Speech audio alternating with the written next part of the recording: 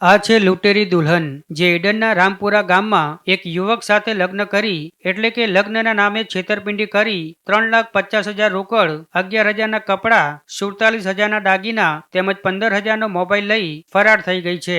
ત્યારે યુવક તેમજ તેના પરિવાર દ્વારા આ લૂંટેરી દુલ્હન સામે ઈડર પોલીસ મથકે ફરિયાદ દાખલ કરવામાં આવી છે. ત્યારે ઈડર પોલીસે આ લૂંટેરી દુલ્હન સહિત આ સમગ્ર કાંડમાં સંકળાયેલા લોકોને ઝડપી પાડવા ચક્રો ગતિમાન કર્યા છે.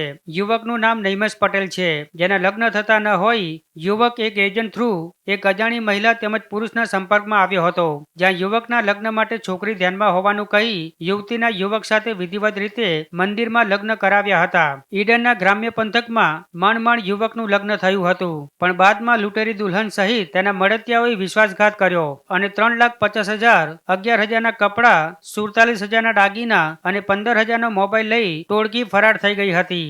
એટલું જ નહીં, બાદમાં યુવતીના માતા પિતા સહિત મામા પણ બનાવટી હોવાનું સામે આવ્યું હતું. ત્યારે આખરે યુવકે લૂંટેરી દુલ્હન ચાંદની રમેશભાઈ રાઠોડ, લૂંટેરી દુલ્હનના મામા રાજુભાઈ ઠક્કર, લૂંટેરી દુલ્હનની માતા સવિતાબેન રમેશભાઈ રાઠોડ અને દલાલ રતિભાઈ દરજી સામે છેતરપિંડીની ફરિયાદ નોંધાવી છે.